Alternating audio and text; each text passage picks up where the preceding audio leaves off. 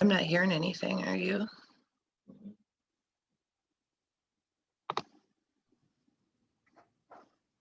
I don't know who spoke, but I'm not hearing anything either.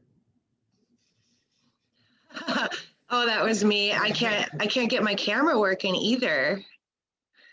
I don't think, unless you can see me. I think we have like a minute before the service starts.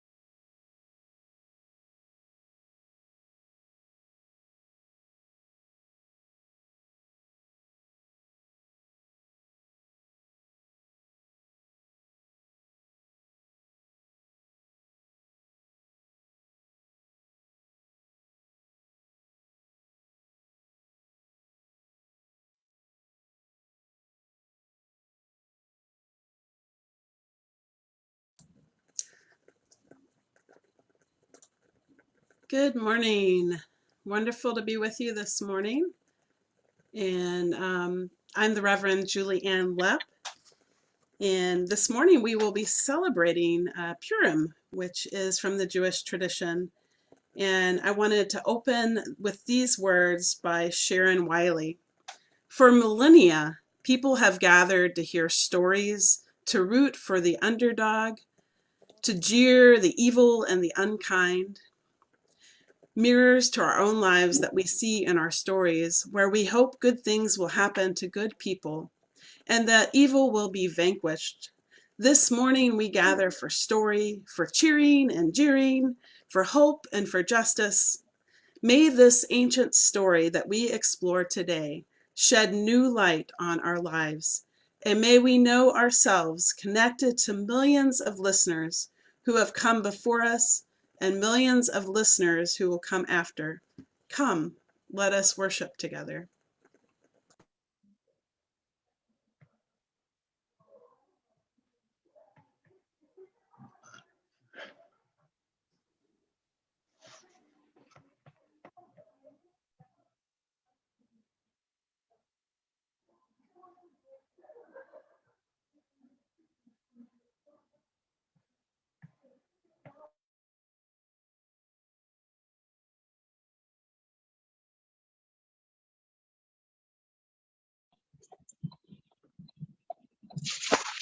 And soon we will begin our music for gathering.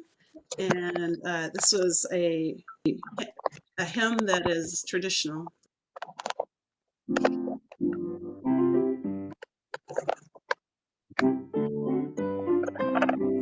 Ani Purim sameach u'madeach halora ba'ambashana avola hidreach la la la la la la la la la la la la. Ani Purim sameach u'madeach halora ba'ambashana avola hidreach la la la la la la la la la la la la la la.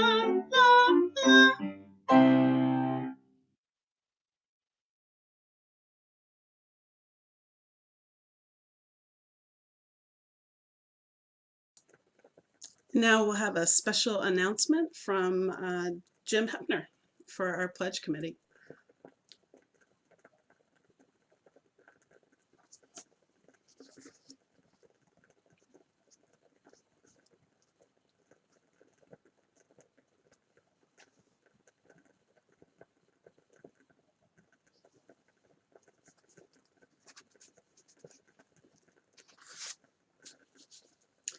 And our pledge theme has been home is where the heart is.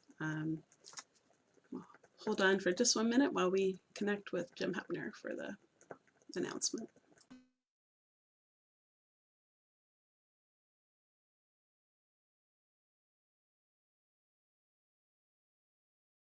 All right, well, I'll go ahead and do the announcement this morning.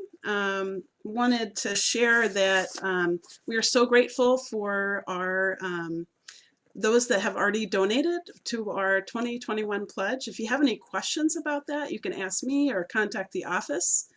And if you go to our website under contribute, you can find the pledge tab, and you'll see that we are currently at $89,677, which is 35% of our goal of $253,890.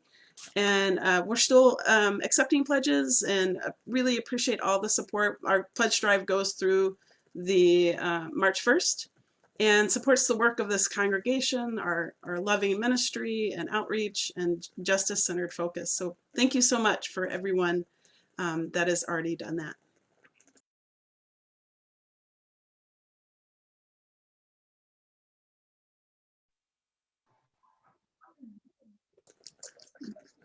David, you're muted right now. Thank you, and sorry. I'm David Hirsch. I'm the congregation president this year. Welcome to the Unitarian Universalist congregation. We are a religious community who commit ourselves to diversity. We hope to nourish human differences, those of gender, race, age, ability, sexual orientation, political views, culture, class, and religious belief. Welcome to all who treasure freedom of conscience in the search for truth. We promise to do our best to provide you a spiritual home. We extend a special welcome to our visitors today. We hope you follow our Facebook page. To participate in Zoom and receive announcements about special events and our religious exploration classes, please sign up for our weekly email. There should be a link in the comments section on our Facebook page where you can sign up. Also, families can follow our UUC Religious Exploration Facebook page. There are religious exploration classes for 4K through 9th grade and youth group every Wednesday online for middle school and high school. We're so glad you could join us today.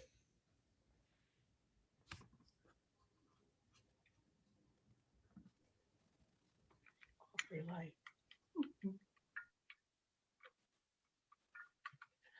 Hi, we're Susan and Jerry O'Brien. Please, everyone, join us in lighting the chalice today using the words of Albert Schweitzer. At times, our own light goes out and is rekindled by a spark from another person. Each of us has cause to think with deep gratitude of those who have lighted the flame within us.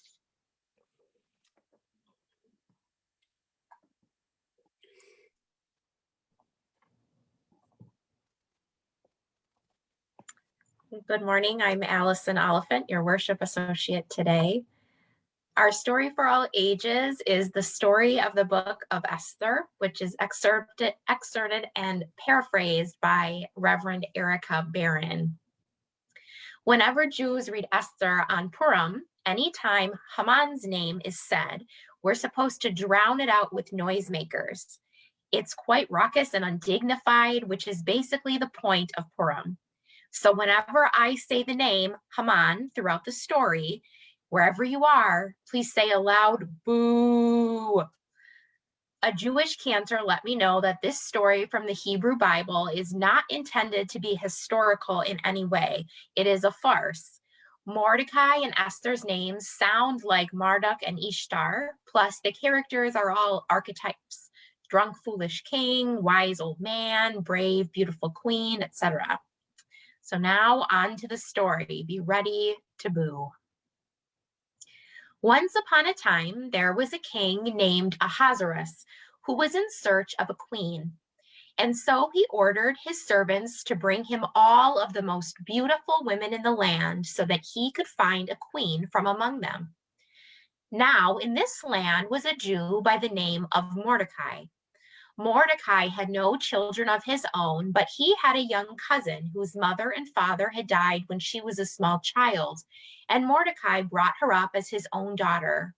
Her Hebrew name was Hadassah, but she went by the name Esther, which was in the common tongue of the land. When the servants of the king were looking for the most beautiful women in the land, they found Esther and brought her along with the others to the palace of the king for the choosing of the queen. Mordecai went to the royal city as well and remained outside the gates of the palace each day to hear how Esther was faring. Once all of the women were gathered, they were bathed in rich oils and dressed in beautiful clothes. After a long time of getting ready and being made beautiful, they were summoned before the king one at a time. The king loved Esther best of all and made her his new queen. Mordecai had told Esther not to reveal her Jewish identity, so she did not, and none knew her true identity. After Esther became queen, Mordecai still stayed outside the gates to make sure she was doing well in the palace. One day, he overheard two of the king's servants plotting to kill the king, and he sent a message to Esther to warn the king. Esther warned the king and told him the information had come from Mordecai. The king was grateful to Mordecai for saving his life. Sometime after this, the king appointed a new advisor whose name was Haman. Haman was an arrogant man who wanted everyone to bow before him. One day, he went out of the gate and found Mordecai there. Mordecai would not bow to Haman because Jews do not bow to people, but only to God. Haman became very angry. He wanted to kill Mordecai, but thought it was beneath his dignity to do so himself, and so he devised a plot. Haman decided to have all the Jews in the land killed. So Haman went to the king and said to him, "There is a certain people scattered and separated among the peoples in the provinces of your kingdom. Their laws are different from those of every other people, and they do not keep the king's laws, so that it is not appropriate for the king to tolerate them. If it pleases the king, let a decree be issued for their destruction." To ensure that the king did as he wished, Haman also offered to pay a generous sum into the royal treasury if the king would give the order to kill the Jews. The king agreed to do as Haman suggested.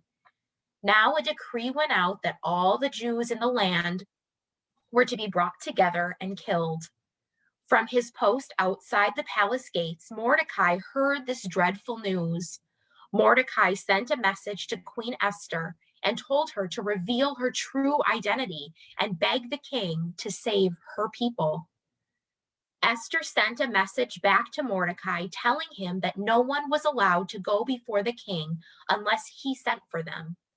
The penalty was death unless the king offered mercy. She was afraid to go before the king and risk her life. Mordecai answered her message and reminded her of all that was at stake, and then told her that perhaps she had become queen for just this moment so that she might save her people. At this, Esther found her courage and decided to try to speak to the king. Esther went before the king. When he saw her, the king was moved to love and to let her come without punishment. He asked her what she desired. Queen Esther told the king of her identity as a Jew. She reminded the king of the great service that her cousin Mordecai had done in saving his life.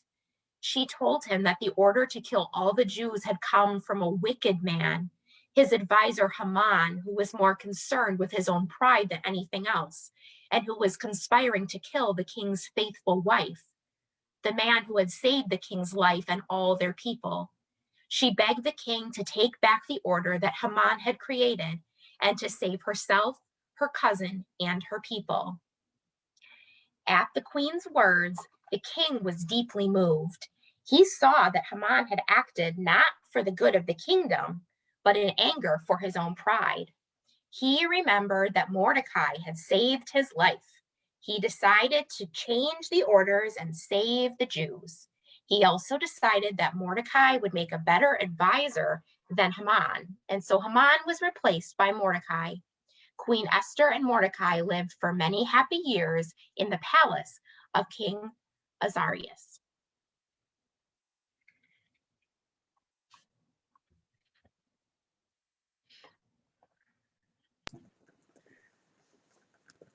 Now is the time in our service where we share our deepest joys and concerns. At Purim, we dress up and have fun with this story. And when we share our joys with one another, we can share in each other's joys. And when we share our concerns, we can share in each other's sorrows. So if you have a joy or concern that you would like to share, you can share it in the chat and I will read it aloud into this sacred space. I would like to share first that I spoke with Jerry, who is Carol Brainerd's son, and she got her first COVID-19 shot. She is doing well and I'm hoping to visit with her soon and to be able to see her when it gets warmer. Also, Mark Sism broke his arm last Tuesday and had surgery on Wednesday. We are giving him cards. If you want to send him some love, let me know and I can give you that information.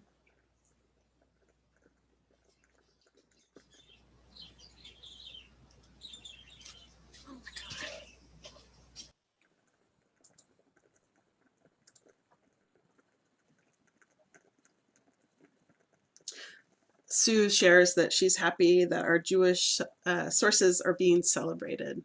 Light a candle for Sue.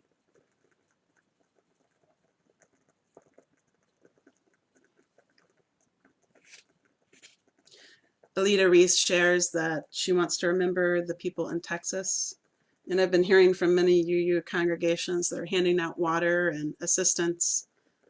And if you'd like information on different efforts, you can look at uua.org for that.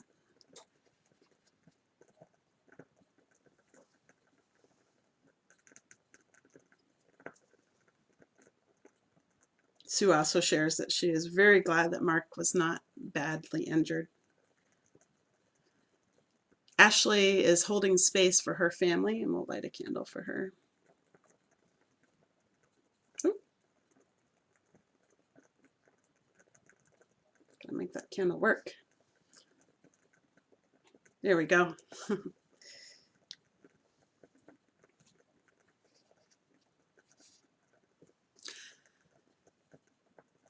I want to also remember Carol Johnson, who is currently in hospice, and she is doing well and has appreciated the poetry and letters that she's gotten. I also recently spoke with Alan Jackson, who is also currently in hospice, and he was very positive when we spoke and appreciates that all that this congregation has meant to him and his family.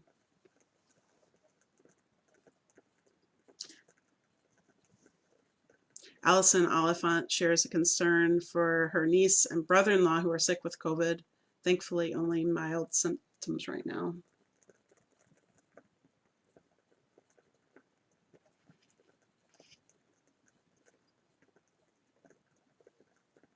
I'm going to share this final candle for all the joys and concerns too tender to escape the folds of our heart.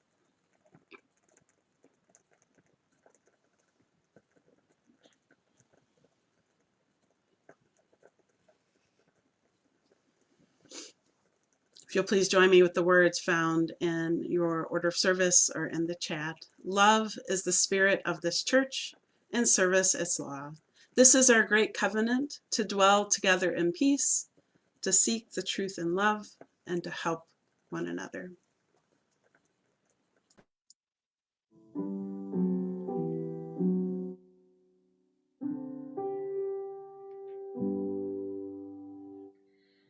Voice still and small, deep inside love, I hear you call, sing. In dark and rain, sorrow and pain, still you remain.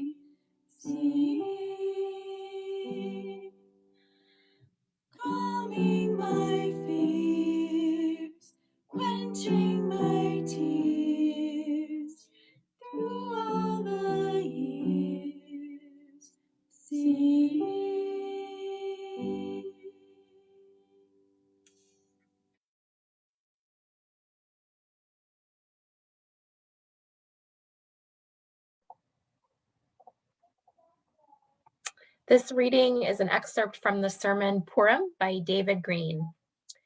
My own perspective, generally speaking, is that I don't take the Bible literally. A lot of people certainly do, and that's very important to them. But for most of us, saying that a literal interpretation is the only way of understanding the Bible automatically makes it feel out of date and irrelevant and erroneous. When I read it, I always consider things like the historical context and literary form of any piece of scripture. That means asking why something was written, who wrote it, when it was written, and who the intended audience was. And looking at the way it was written. Are we supposed to believe these events actually happened in history? Or is it meant to be a metaphor? Is it a story that isn't literally true, but that still contains a message of truth? Doing so opens up a whole new level of understanding and can even help us appreciate a story we otherwise might have no use for. For instance, none of us like the way the Bible is often used to beat people up. It's been quoted to support everything from starting wars to justifying slavery or anti-Semitism to denying equal rights for women and gay people. We simply don't buy into things like that. So one benefit of reading the Bible with more of a scholarly, historical approach is that when we do come across sexism or bigotry, we don't see it as an endorsement of the way things still ought to be. It's okay to say we don't like it while taking into account the time and place that those stories come from, and know that we've come a long way, hopefully. Peeling away those layers of time and context and literary form, so many of those stories still matter to us because they deal with things we continue to care about, issues we still face and have to work through. Things like justice, courage, speaking truth to power, our relationships and responsibilities to people we care about and with our larger community, and how we arrive at decision-making from some kind of ethical framework.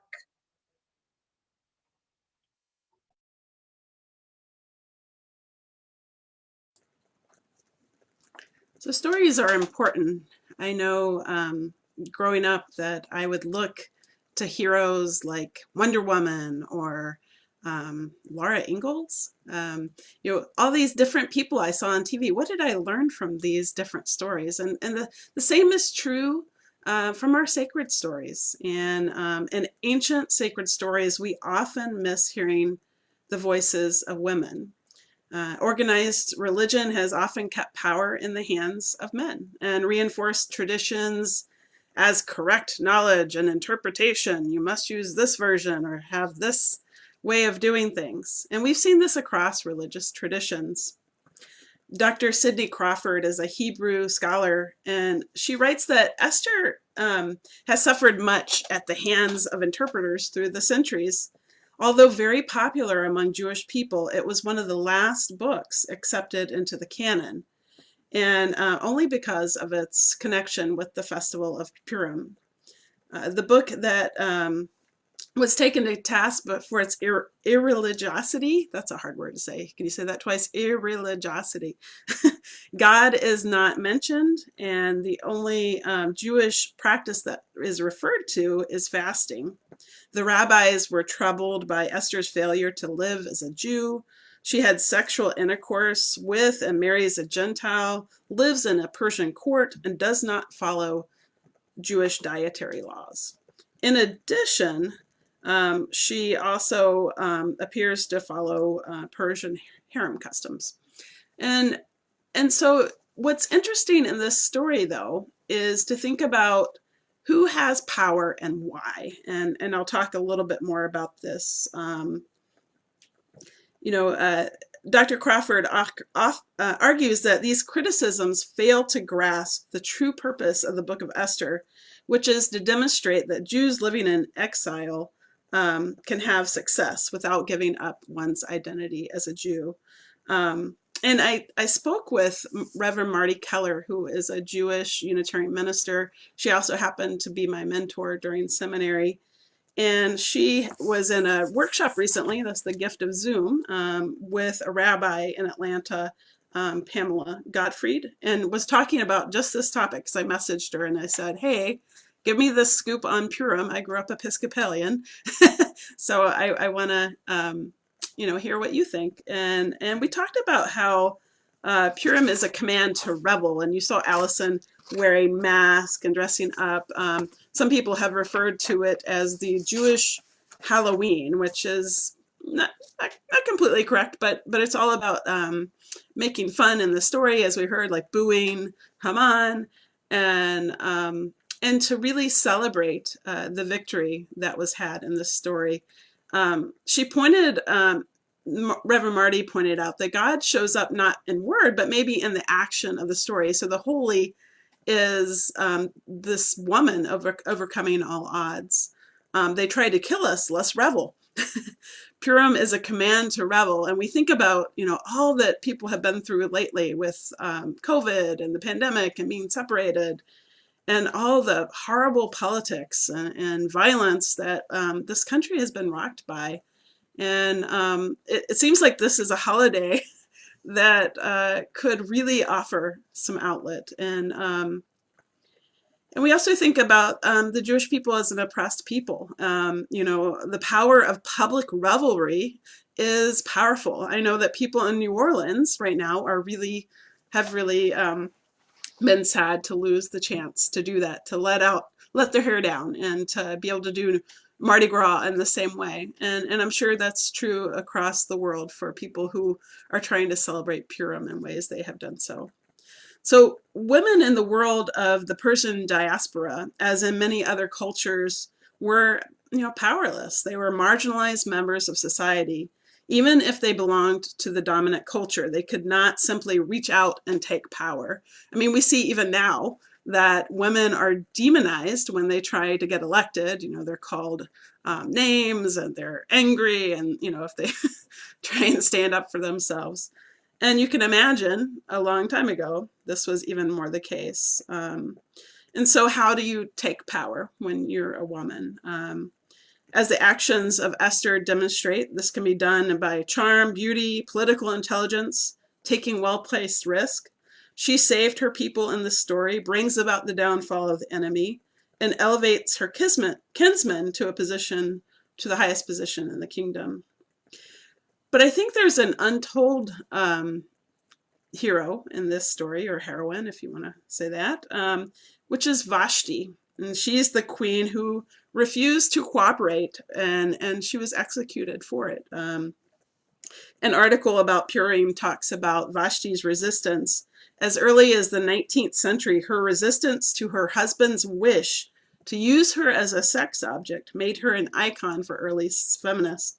Harriet Beecher Stowe wrote in 1878 that Vashti's decision was a first stand for women's rights, and that we shall be amazed that there was a woman found at the head of the Persian Empire that dared to disobey even the command of a drunken monarch.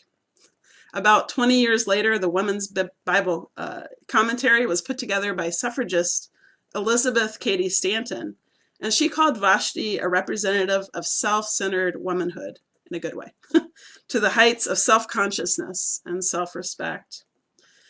It takes power to say no, to say, no, this isn't right. Whether you find ways around it as Esther did, or by silent protest. We've seen that over the years in nonviolent protests, where people sit in and they say no to the powers that be.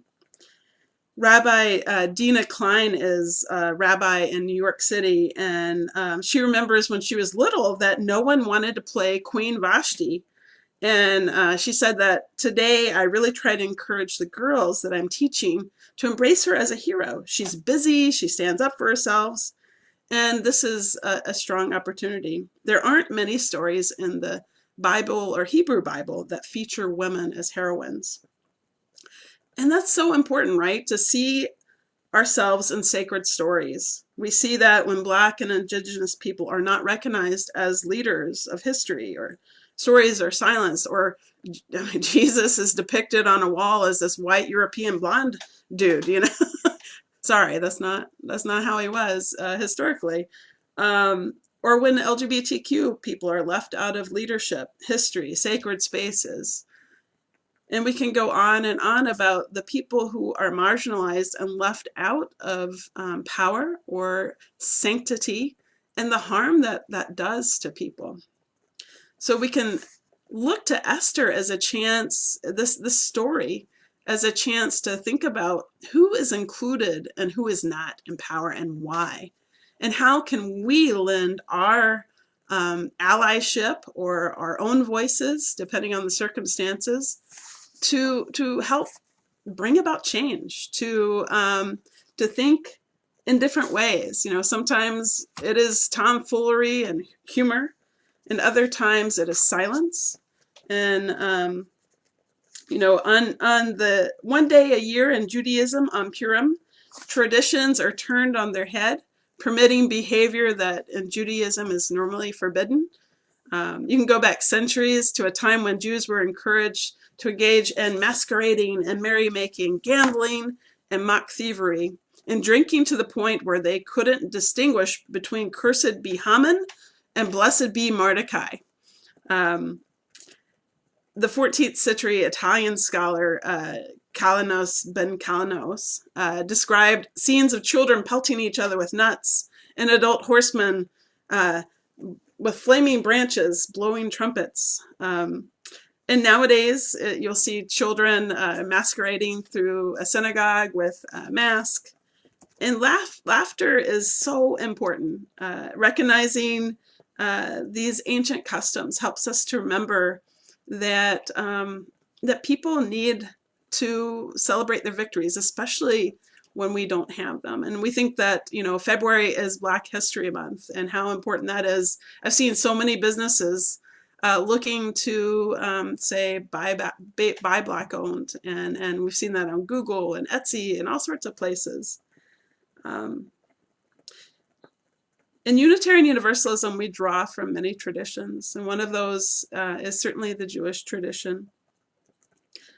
We know that with great power comes great responsibility. Purim reminds us of the power of personal responsibility. We see the power of stories and voices from the margins, fighting outdated patriarchal and racist structures. May Purim remind us to find joy in our victories and the value of laughter in the midst of the hardest of times. Make room for unexpected wisdom, your own power to be the hero of your sacred story.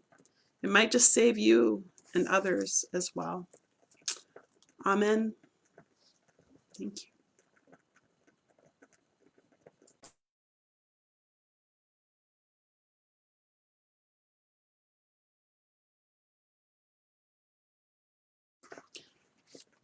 Now we move into our time of giving. With gratitude for the abundance in our lives, we help people in need and support the work of this congregation. Our 50-50 Share the Plate recipient is Uniting Bridges, which is very aptly an organization that works to do Juneteenth and other activities to bring awareness and to fight racism. You can donate online at uueauclair.com or text to give at 84321. The offering will now be given and so very gratefully received. Thank you.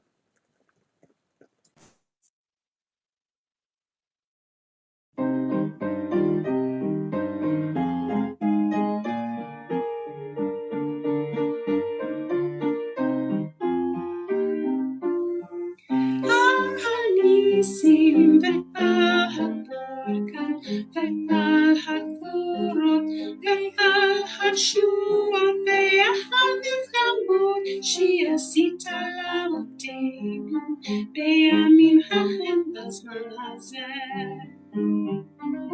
על הניסים ועל הברכן ועל הגבורות ועל התשועה והמלחמות שעשית לאבותינו בימים ההם בזמן הזה. הניסים ועל הברכת ועל הגבורות ועל התשועות ועל המלחמות שעשית לאבותינו בימים ההם בזמן הזה. הניסים ועל הברכת ועל הגבורות ועל התשועות ועל המלחמות שעשית לאבותינו בימים ההם בזמן הזה.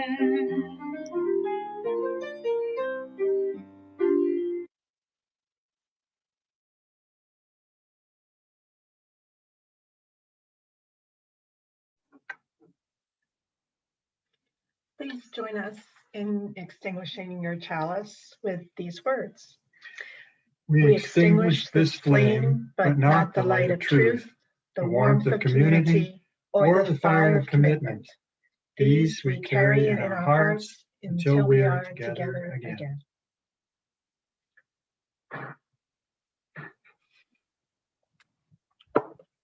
Our closing words are by Reverend Elizabeth A. Lerner.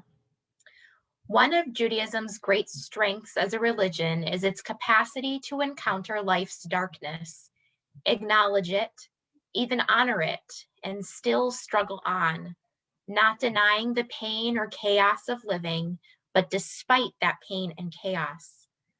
Modern psychology tells us that in order to move beyond a painful or traumatic experience, we have to acknowledge it and work it through. Stiff upper lipping it just keeps it there, stewing under the lid of our stoicism, ready to boil over whenever we lose our cool. It is only when we honor our grief, terror, sorrow, pain, that we can ever slowly begin to win our way past them. And Judaism seems to have worked that all out a while ago and calls us with every tradition from sitting Shiva, doing nothing for a week, but holding an open house for mourners to visit, to Purim, doing nothing for 2 days, but dance and eat and drink and push every boundary in the face of despair, to live out our feelings so that we may both work beyond them and honor the reality of human experience, and thus continue to add our lives to the chain of positive human achievement that links us like hands behind and before in history. Purim is a Jewish holiday. Some of us here this morning were raised to sing songs and eat Hamantaschen, Haman's hat pastries at this time of year. Some of us were not. Regardless of the degree to which we are familiar with Purim's story and traditions, because we are human, we all know its themes. Purim is a holiday about fallibility and courage. It offers us all an opportunity to remember that we are not the first to suffer, nor even suffering the worst this day, to honor our suffering in others, and still to renew our commitment to order, to creation, to love, to joy, to hope, no matter what. Amen. Just a reminder that this afternoon from 1 to 2, the drive-through hot chocolate event will be taking place at UUC. So you're able to drive up and remain in your car with your mask on, and you will be served some delicious hot chocolate.